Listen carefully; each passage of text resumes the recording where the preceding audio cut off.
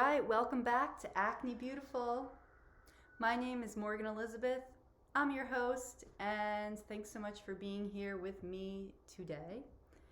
The Acne Beautiful channel, where acne positivity is number one priority. Clearing your skin from within is what we do, and having open discussions about our lives, skin, our minds, what impacts us, how we operate in the world, what's holding us back is part of why we're here. If you guys have listened to me before, you know that my understanding of Acne Beautiful is so much deeper than the surface layers of the skin.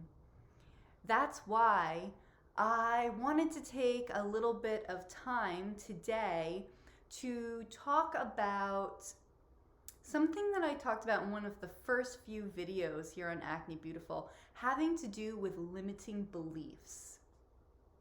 But today I wanted to personalize it a little bit and tell you guys a little bit more about myself, my journey in my life, and some of the limiting beliefs that I have worked through in the past. The reason why I think this is important is because I really want it to be clear and obvious that these are things that most of us work through, go through, thoughts that most of us have on a subconscious level, right? On a level that is just not in our everyday awareness. We have to practice to become aware of it. And I'm going to even offer you a cool tool at the ends that you can use if you desire to help you tap into your higher self and gain some of the wisdom that your higher self would like to help you realize, to break down some of those limiting beliefs and better realize and attain all of the wonderful things that you have set forth in your life to create and to accomplish and to experience. So let me just start you guys off with some basics. I'm going to be really, really raw and honest and open with myself here with you guys, because it's really the only way to connect, to move forward, to allow others to see the process. And I think that's really important. It's always helped me when when I looked up to somebody, I didn't want to just hear their success stories. I wanted to hear about their struggles, their failures, the hard days, the thoughts inside their head that they didn't want to tell anybody, the thoughts inside their head that they didn't even know were there. That made me be able to identify with their story better, and it gave me something to relate to. And the more relatable my idols were to me, if you want to call them idols, the more I was able to take from them and use it in my own way for my own journey. So that's what I hope to accomplish here today for you guys. And it's always cathartic, to kind of talk about where you've been, to look back. I've always enjoyed sort of looking back. Where was I a year ago today? What was I doing? What was I thinking? How was I acting? What was I creating? So it took me a long time to realize that I had a base of unworthiness lurking in my subconscious. That's right. A baseline of unworthiness lurking in my subconscious. So, guys, I wasn't walking around feeling unworthy. I wasn't thinking I was unworthy. In fact, the word unworthy never even entered my consciousness. I wasn't acting unworthy. But the outer manifestations of my world were beginning to show the underlying subconscious feelings of unworthiness, at least to a degree, and in certain areas of my life, not necessarily in all areas of my life. And that just makes sense. You're not going to feel like you're not good at something in all areas of your life. You may have one area that you're not as confident in, or two areas, or three areas, but you have other areas of your life that you feel really confident about or really good about, right?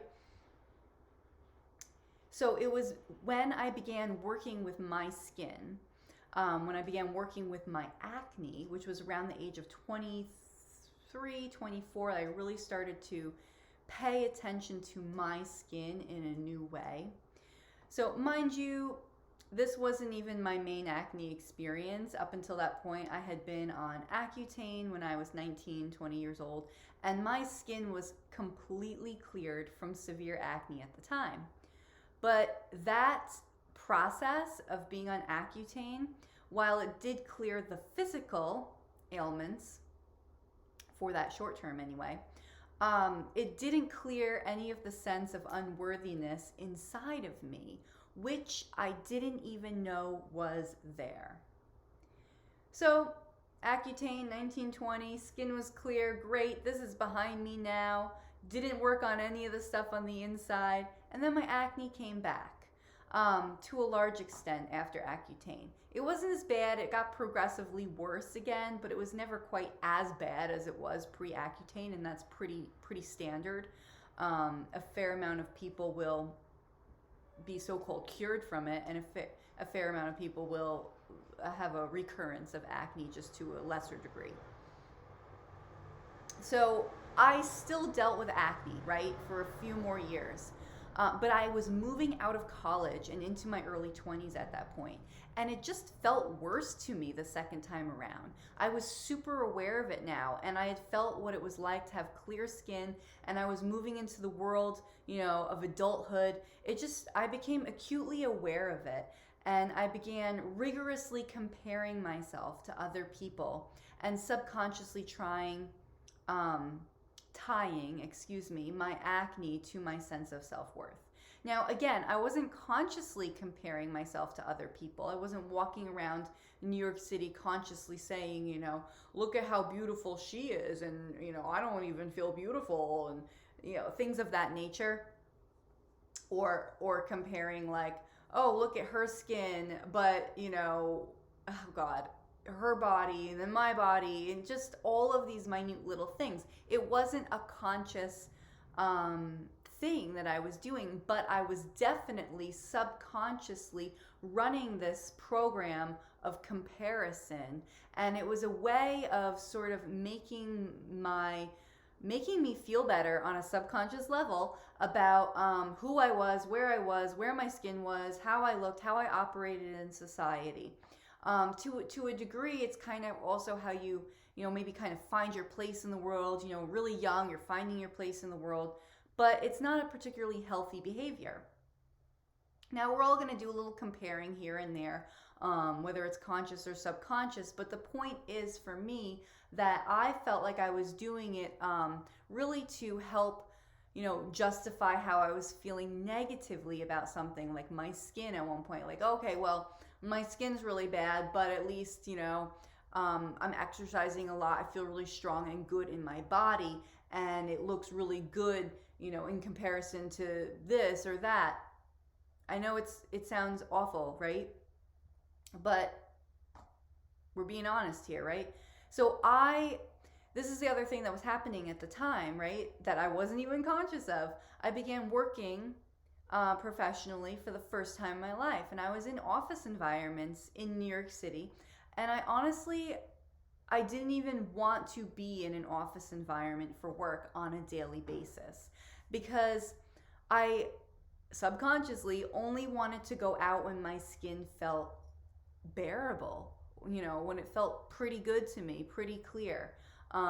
It was a grind and a chore, and it was not fun to do the daily makeup thing and to have to just contend with my skin every single day going out into the real world. So at that point, it was when I started to see my own health coach and take my acne journey into my own hands that I began to uncover these hidden parts of myself the unloved and unseen parts of myself that had been really crying out for me. This was in 2009, 2010, and I began to understand just how crucial the concept of acne positivity was, which wasn't even a thing then. You didn't hear the term acne positivity, and there were no acne positivity Instagram accounts and so forth and such. But at that time, I created Acne Beautiful as a concept, and I knew it would be the basis for my health coaching down the road as I decided to become a health coach too. That's when I began to uncover these layers of unworthiness related to what I thought was just my acne. And yeah, there was a bunch of, unworthiness that was related to my acne, but it went even deeper than that. And it affected my life in different ways, ranging from relationships to career, as well as financial health, which is linked to career, right? My acne was affecting my sense of self-worth, and it was affecting my confidence. It was affecting my ability to effectively put myself out into the world on a daily basis, which is what's needed to persevere day in and day out to make the progress that you need to make, that you want to make as a young adult entering the workforce, right? So I want you to understand just how normal this is too. There's degrees of normalness within society, and then you take a population of people who deal with severe, moderate to severe chronic acne, where it affects their mental health as well, even if it's on an unconscious level. This is still pretty normal. These are things that are normal. It's normal to feel this way, to have these sort of struggles and not even really understand why you're struggling. So with that being said, I was not a depressed person. I wasn't walking around feeling like I didn't love myself, or that I had nothing to live for, or that I didn't deserve good things in life. I wasn't having these thoughts actively. I had down days, absolutely. But overall, I wouldn't have classified myself as having depression. I honestly believed and felt all of these things, that I, deserved to have good things in life, that I loved myself. I really felt all of those things. But on a subconscious level, this is the whole freaking point. On a subconscious level, I had messages, I had a program, I had a straight up belief system in place inside of myself that said something different. It played a different message, and it sung a different tune day in and day out at the same time. And these other messages became more dominant in how they played out because there were stronger feelings, negative feelings attached to them, and I wasn't conscious of it. So even though I worked on my sense of self-worth and self-love in terms of my acne and came a long way in that realm, I wasn't making the kind of progress I wanted to make in terms of my sense of self-love and worthiness, my sense of worthiness in the rest of my life, in terms of especially my career and financial health, right? I felt like I was great at relationships. I was conquering acne. I was physically fit and enjoying so much of the world and discovering things in my 20s. But I was really struggling to find my place in the professional world. Okay, so, and this has something, to an extent to being a very highly sensitive individual. It took me a long time to build up the resiliency, to build up the backbone, to just withstand the daily, traumas that we find ourselves in the workforce on a day-to-day basis. I was just constantly taking in so much emotional energy from my environment that I felt overloaded. Like I felt this overloaded feeling of I can't do this, it's sucking the life out of me. I feel like shit. I hate this. It was horrible. I didn't know how to manage and control that sensitivity that I had, which a lot of people experience. I had to build up that backbone and that resiliency over a long time before I got there and was like, oh, wow, I can handle this. But it took me a long time, and it took a lot of popping around and trial and error, and I gained a ton of experience because of that. But I didn't have a lot of consistency in one area, and that actually was a deterrent in terms of climbing the financial ladder as well, because I had these wonderful degrees, but I wasn't staying in one position long enough to really max it out, right? So where was I?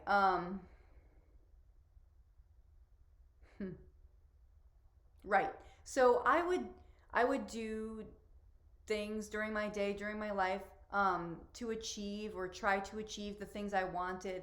But because of this, like exactly what I'm saying, there was always an element of self-sabotage that subconsciously came into play. And I think, it was so much, to a large extent, having to do with this baseline underlying belief system that had been in place since I was a child. Now, this is not me blaming the belief system. No, this is me becoming aware of the fact that it's there so I can change it, right? You can only change something that you've become aware of.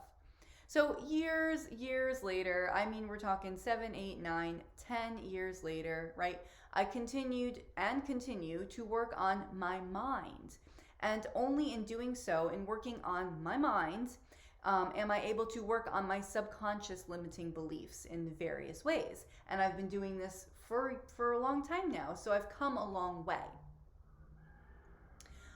In doing so, I slowly began to discover that this belief of unworthiness extended to other areas of my life as well, because I wasn't conscious of that for so long. I wasn't conscious that it was extending to my career and financial life. I was, really still only associating it with acne. So, for example, I extended the same sense of unworthiness to my ability to get and retain new clients as a health coach. I always had some clients, but never enough, right? Part of me was playing that record in the background that I could only do it part-time, and I'd always have to have a side hustle job that was a program with a base feeling of unworthiness, again, subconsciously. I felt on a deeper level that I wasn't good enough or didn't have something worthy enough to share with people, even though on another level, on a conscious level, I knew I did. So there were like these battles going on, and other reasons would get blamed why something wasn't working out or whatever, right? There was also elements of fear involved, okay? But the underlying belief system was locked so strongly in there and subconsciously locked in there that it really took me a long time to become aware of it. And it doesn't have to take a long time to become aware of it. That's also the point. You don't have to suffer. The suffering is a prison of our own minds, and that's something I'll tell you guys about from another time, another story in my life. But I always desired freedom. I just wanted to be free. I wanted this freedom. I wanted freedom. I wanted to be free. I wanted to be free. I didn't fully know what that meant. I just knew I wanted to be free. Financial freedom, freedom with my time, freedom to be me, freedom to go wherever I wanted to. I wanted to be free. Whenever somebody asked me what's most important to you, I always said freedom. Like, I just want to be free. So I think I felt trapped for a long time by what I thought were external circumstances, which I later began to realize I was trapped in a prison of my own mind, okay? And by allowing myself, by becoming conscious of these unconscious thoughts, I was able to break down and break free of that freaking prison in my own mind. And ooh, what do you know? I had freedom. Nothing else in my life had really changed that much, although things would begin to change more and more externally as I broke down these old limiting beliefs and embraced new healthy ways of being in my life. but I was free. You know, I didn't need anything in particular to make me free except for my own awareness and practice. So only once I became aware of it could I fully begin working on it and breaking down and retraining. That's important. Retraining my mind, my subconscious mind, to take hold of it. And that's really important. So we have our awareness, boom, we become aware of stuff. And then as you more and more become aware, oh, I'm here again, oh, I'm here again. It becomes easier to become aware of when you're in this cycle, in this pattern again, there's a limiting belief. Then you take that opportunity to put your new practices into place to retrain your mind. And you have to do that. You can't have one part without the other. Otherwise, you're just becoming aware of things and then going back to your autopilot, your subconscious ways of acting and being and believing and being. It's the retraining that's your action step. That's where you consciously come into play and say, oh, time for me to put this good practice in. Time for me to use this affirmation. Time for me to use this mantra. Time for me to think differently, right? It's in that retraining, which is basically repetition, repetition, repetition. And the mind loves repetition. The mind will adapt to and responds to repetition because it's just made to do that. Okay, so you work with the mind, you work with what it likes, right? You got to do it. So I began putting a different belief system into place, a belief system that said, you are worth it. Okay, I had to actually say it out loud. You got to say these things out loud because you have to say what sounds ridiculous out loud to break down the unconscious, subconscious record that's playing in the background that you can't really hear. You know, so like you're like, who am I talking to? You're talking to part of yourself that, you know, is running the show that you're not aware of. So I say, you are worth it. You do have a lot of experience to share. You have a ton of knowledge to share. And the ideas I had years ago that I didn't think could be, viral, for example, these ideas I had about Acne Beautiful, acne positivity, my coaching, complexion coaching, I like part of me felt like, who's gonna, who needs a complexion coach? There's dermatologists. This isn't gonna become a thing. Some of these things went viral, and then people actually came out as skin coaches for real, like acne coaches, and I was like, what?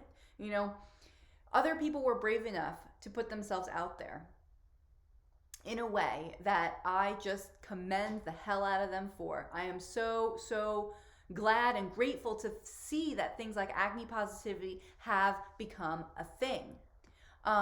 Because it was a thing for me, and it was my thing, and it was something that I was doing, and that's why I branded Acne Beautiful, and it was something that I wanted to do more. It was a message I wanted to put out into the world, right? So let's take a little side trip for a minute. I had naysayers, like we all do in our lives, left and right, telling me that I was silly. I had naysayers left and right telling me that food had nothing to do with skin. Who's going to hire a skin coach, a complexion coach, an acne coach, right? But these people were not the problem. I was the biggest damn naysayer of them all because I believed it, because I allowed myself to believe it. Even though part of me knew this to be untrue, there was part of myself that just felt damn unworthy enough that I allowed these things to become true for me. And I guess I was scared too of putting myself out there. And I was too picky, way too picky in particular, which I think has something to do with skin, with acne as well. That really attention to detail, being so finicky in particular, and just let it go. Like, stop focusing on the details so much, right? Anyway, that's another side thing. So I allowed these things to become true for me, and I watched what seemed like everybody else at the time succeed in the world and in the space of health and wellness as that sector began to explode. It just exploded. And because I had done the work that I had done up until this point, I didn't sit back and say, woe is me, I missed my opportunity. No, I actually thought, thank goodness, because I can turn this ship around. Yes, I can. Now I'm on board and there's nothing standing in my way, and there has been nothing standing in my way for a good while now. But it is a process. It has been a process. It has been a journey. And you know what? That's why we're here. We're not here for the end goal. We're here for the journey. And we're going to have like goals along the way that we hit that make us feel so freaking good. But the journey is the process, and we got to love the journey. And sometimes it's a really slow one. And, sometimes I don't actually believe it has to be that slow. And sometimes I think, well, it is what it is. But that's the power of the law of attraction, right? That's the power of your awareness. That's the power of your mind, and that's the power of changing your fundamental subconscious belief system that you may not even know is in place. Okay, I think that was like the most mind-blowing part to me over the years, was that you're not aware until you're aware that you're aware. It's crazy. I didn't even know it was there. My God. And I didn't grow up. And I didn't grow up in a family and an environment that was poor, and yet I somehow had a poverty consciousness about a lot of things. I did hear things growing up like, well, we can't afford that, and you can't have that. And my family, was very, very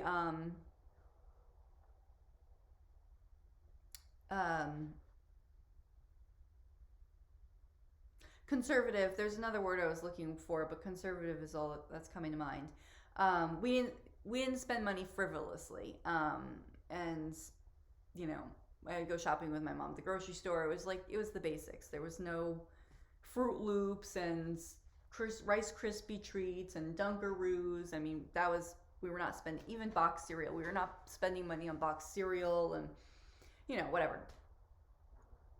Even certain types of fruit, would be too expensive. But I totally get that. Like, we were shopping what's in season. We were shopping what had high nutritional value. We were shopping what we needed, and we were on a budget. From a kid's perspective, it's like, well, my friends have this stuff. Everyone has this stuff. How come I don't get this stuff too? And it implanted these unconscious ideas to an extent. This is one tiny example. Oh, God. So at some point, I was getting the messages that I can't have this or that. And again, no blame. Or it's got to be given to me by somebody as a gift if I'm good enough to get it. Or maybe if I show that I deserve it, right? Somehow this all got lost in translation.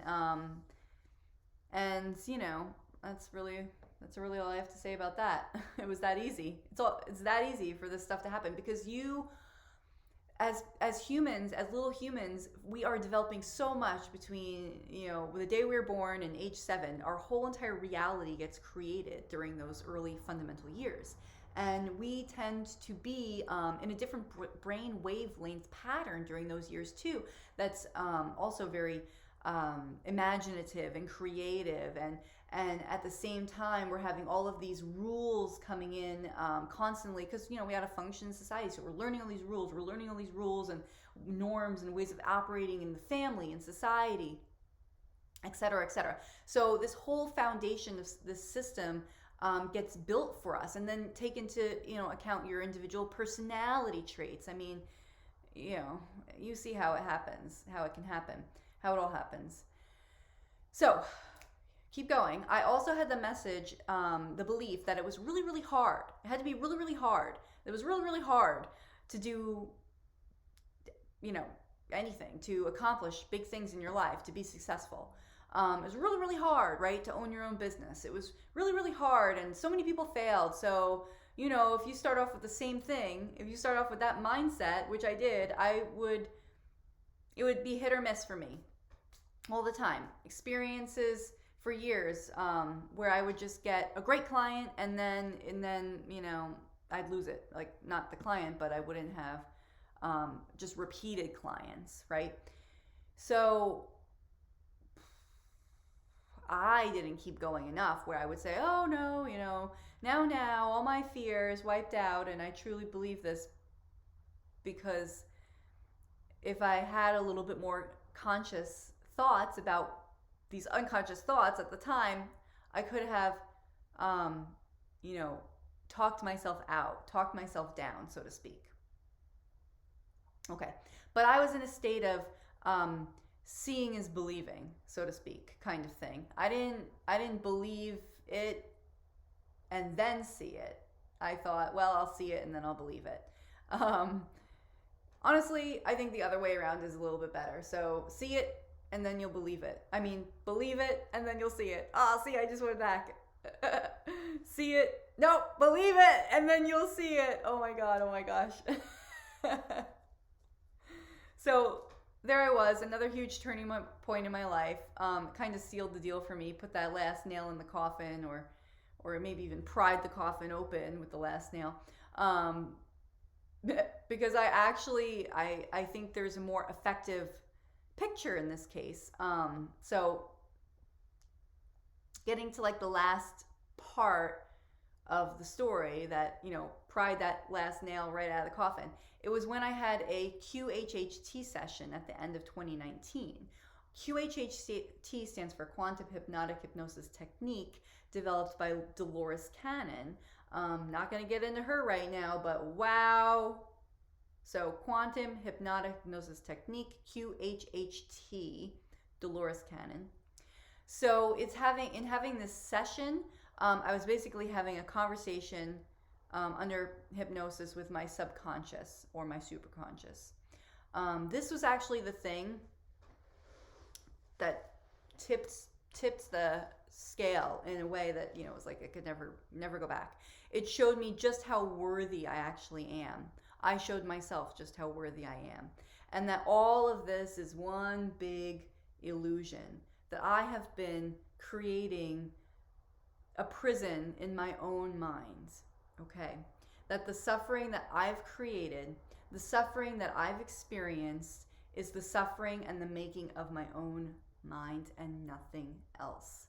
And that everything I want is already here for me, and that it's extremely easy, not hard, easy, and all I have to do is believe it, then you'll see it, believe in myself and trust in the process. These were the words coming from my own superconscious during the session while I was under hypnosis. It's all recorded.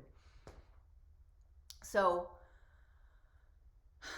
that's all. So if you're somebody who's been in a similar life experience where you have something amazing to offer the world, you have clear skin just waiting to reveal itself, right?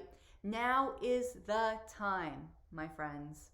It is the time now. There's no better time than now, okay?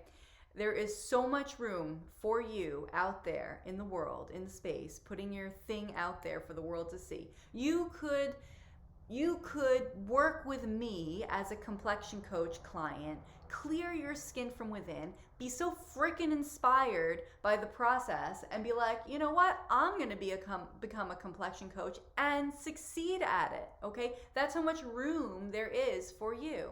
It's incredible. It's incredible.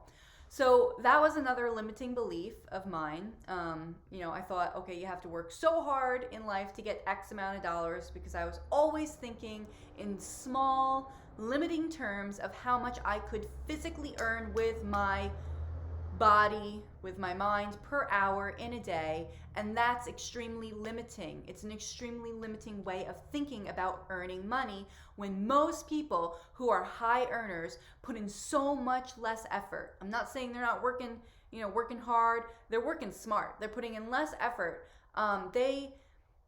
They don't think they don't have something great to offer. They think they have something great to offer even if they don't.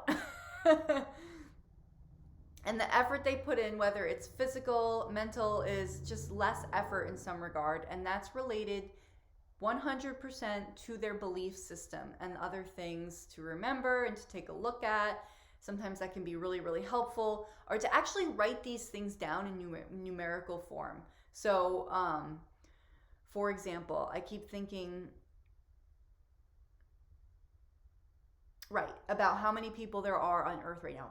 Billions of people. So if you start to have the limiting belief that there just aren't enough people out there for you to do your thing, there aren't enough people out there for you to have clients, just write some numbers down. Like, just think about how many people there are on Earth. Think about how many people are in your town or in the school district, right? The students in the school, for example. It's, if you just had clients from the school and your town, like let's just say every student in the 10th grade was your client, for example, and there were, 130 students in the 10th grade. You'd have plenty of clients. Okay, so spread that out over the whole entire world. There are enough people. Same thing with those who, want to earn more money. So you're thinking about, we think about it in such limited terms, like, oh, $100,000 salary a year, right? But there's multi-million-dollar incomes. There are the billionaires of the world. Think about how much money that is, and it puts into perspective what it is that you're trying to earn for yourself. It doesn't make it seem so out of reach and so big and, unattainable. Okay. Let me skip through a few of these things here. Yeah. So kind of to sum it all up, the way we talked about awareness and then putting into practice, retraining your mind when you have the awareness that you're in an old limiting belief pattern. Using, these retraining methods, and then even getting some guidance like through a QHHT session, which could be really, really cool and awesome and give you so much more insight to the inner workings of yourself. Changing your perspective. Like, it all comes down to changing your perspective and your mindset. Same thing when you think about what it is that you want to offer the world. So I have so many notes here because I was on a super rant, and I'm going to keep going because we don't need all of this. And I edited, like, it's so long, guys. I edited a lot of the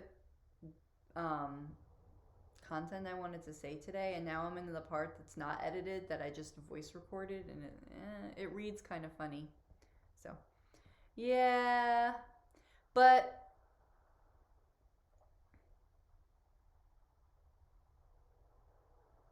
wow, it just keeps going. I might have to do a part 2 on this because this is insane, and we're at 37 minutes now. Yeah, I'm going to edit the rest, and we'll do a part 2. I was even going to talk more about QHHT. Let me end with this, right? So let's say you want to do a QHHT session. You're like, where the heck would I find a QHHT practitioner? Well, you know where to find an Acne Beautiful complexion coach, right? Right here. Morgan Elizabeth, right here. I'm here for you guys.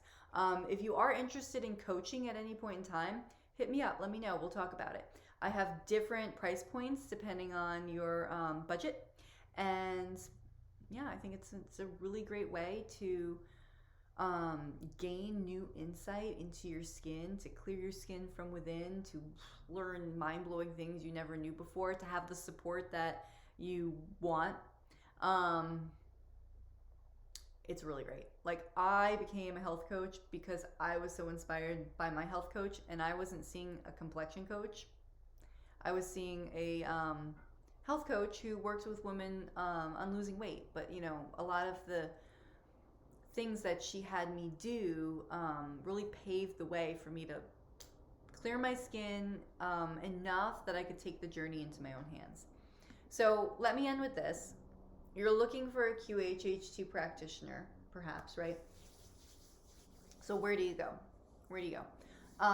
Mine was out of Durango, Colorado. So when I lived in Colorado, I was living in Santa Fe, but I drove up the 5 hours to Durango and saw an amazing practitioner. It was a 5-hour session. It was $500 and change for this session. I got 2 hours of a 2-hour recording of my hypnosis. So it's me speaking to me It's me speaking from my higher consciousness. And I had all these questions to ask and all these things, and you know, it's really amazing to hear yourself telling yourself the things that you need to hear in your life. I mean, it's when I listen to it today, it brings me right back there vibrationally. And I'm telling you, it was like flipping a switch. I mean, it was just so incredible how healing it was. Okay, you can't get that kind of therapy from another person. Sorry, but you can't. Hypnosis is another subject altogether because it's really nothing like most people think it is. So that's another thing. If you think you can't get hypnotized, think again. And here it is, the last thing. So my amazing boyfriend, Michael Price, is actually a QHHT practitioner. What? So when I moved to Texas, I met him maybe like 6 months or so after I moved here. And I didn't think there were like any Dolores Cannon followers that I would ever meet. You know, she's so kind of obscure, or at least she was obscure in my mind. Apparently they're all over, they're out there. And he went through the training that she put together. So yeah, he's a certified QHHT practitioner, and he can hypnotize you and get you in contact with your subconsciousness. Now, Michael would be a really awesome option if you guys are like, I want to do that. I don't feel like I can afford it. I'm not that committed to it. I don't know enough about it to be like, yes. Do a little research, and then if you're interested, comment below, because he is running a special for new clients where they receive a massive discount on his services, which is really great for you guys. So I don't know off the top of my head what he charges anyway. He doesn't charge like Holly Duckworth charges, the 500 plus range. Holly Duckworth is a level 3 practitioner. She's been a psychotherapist as well for many years, and then she's been doing her QHHT for a very long time. So his price point isn't that high to begin with. It's not, that high, 500 plus. So whatever it is, it's going to have a nice big discount. So if you're interested in that, I actually think it's a really wonderful way to start breaking down some of those old limiting beliefs that I know this video didn't seem that related to acne, but this all related to acne, because what's related to acne is related to the rest of your life as well. And if acne is something that you deal with in your life on a regular basis, on a chronic basis, it's all tied up in what we were talking about. Okay, there are these subconscious thoughts that we have about ourselves, these limiting beliefs. Check out my limiting beliefs video, and I'm gonna link it at the end of this video so you guys can click on it. It's gonna be on like one of the little end thingies. Because it was one of the first videos I made, and it lays the foundation for limiting beliefs. This was more my personal story in relation to limiting beliefs, and I had tangents because it was like, skin, money, career. My video on limiting beliefs is straight up related to acne, so I get into it. Guys, I know I talked so fast today because I had so much to say, and apparently I didn't even say it all. Ooh, you want to see this? This is my part of my money consciousness. I like to write down in different places how much money is constantly coming to me. Pick a number and go for it. All right, guys, I am going for a run now. So I had to do this video before I got all sweaty, and I had to do it after I worked, so that's what I did. Thank you so much for joining me. Come back soon for more Acne Beautiful videos. Do what you know to do, please, if you will. I love it. It helps me so much. Share, like, subscribe, right? Share it with somebody who you think would benefit from it. I'm really, I really want to see this community grow. I know you're all out there. I know you're all out there. So come on down. Subscribe, share with someone you know would like it. Then they can subscribe. Keep on sharing it. Give me the likes, right? And don't give me the dislikes. I mean, if you truly dislike it, fine. But, you know, or you could just not dislike it and go about your day and be like, that wasn't for me. There's something for everybody. Comments, okay? I get a lot of weird comments that have nothing to do with this channel. Okay, we are moving through the algorithms. We're busting through the algorithms. Come on! Acne Beautiful! See you all next time. See you somewhere. Thank you so much. You guys are great. You guys, you virtual people who are my friends. I feel like I'm talking to myself. Bye.